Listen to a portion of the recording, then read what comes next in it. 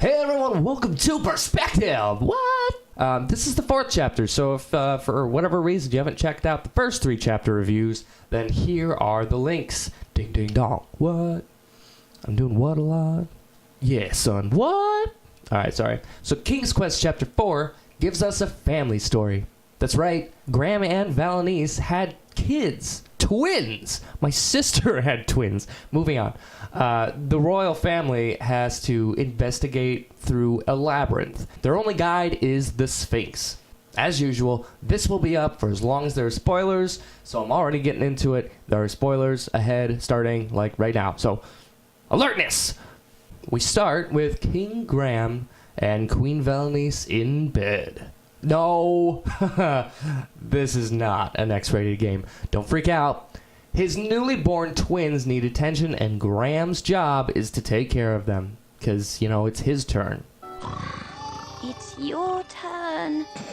After taking care of the kids, Manny shows up. He's human and has magic. He easily overpowers the king and steals one of the kids, Alexander. Graham searches for his child for 18 years with no luck, and on Alexander's 18th birthday, he shows up on his own.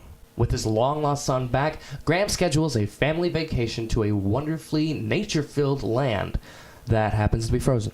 The king treats this as a no-biggie situation and tries to make the best of what's going on. But then the boys and girls are separated, and then the Sphinx shows up, telling Graham and Alexander that both girls are at the top of the tower, and in order to reach them, they need to complete the labyrinth. Most puzzles are pretty simple. It's basically just create a straight line to walk to the door, and then you can get to the next room. But Alexander doesn't care much for puzzles and wants to use magic where he can, and Graham is not okay with it, since, you know, magic is what Manny used to take away his son. Tensions end up rising, and father and son separate angry. The Sphinx has more puzzles and riddles for us, but when we complete them all, we meet the ice cream. You're mistaken. My name is Isabella. And it's Niece's long-lost friend, V. She seems to not remember us or even who she is, and has us taken away. We see the Sphinx trying to get Alexander to suffer the same fate we did, but Graham uses the magic that his son taught him in order to save his son. After Graham convinces Alexander that he still loves him, no matter if he has magic or not, the Sphinx gets in the way, and Graham tries to shoot it with an arrow, but apparently he's like immune. He just kind of catches it in his mouth and spits it out. Shortly after, the girls find the boys, and it turns out that they were told the same thing the guys were, and were just finishing up the labyrinth as well. So the royal family confronts the Ice Queen and the Sphinx together, who turns out to be Manny. Took you long enough, He has morons. manipulated V to create the ice tower and the ice beings who take care of the tower. But Niece's friendship with V and an object that she found that belongs to V help the Ice Queen start to remember who she is. That's when Manny attacks her and V literally breaks on the floor.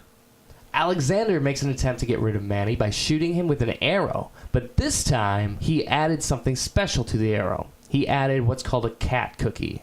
A cat cookie. What is a cat cookie? Just a little concoction of mine. With one bite, it'll turn you into a cat. That's how I escaped Manannan. This turns the Sphinx into a house cat. Afterwards, the family has to solve the first room's puzzle that they started in to get out. As they leave, they say their final goodbyes to V. But it doesn't look like we've seen the last of Manny. He's working on another potion. This time, outside of the story, within the story, you get it?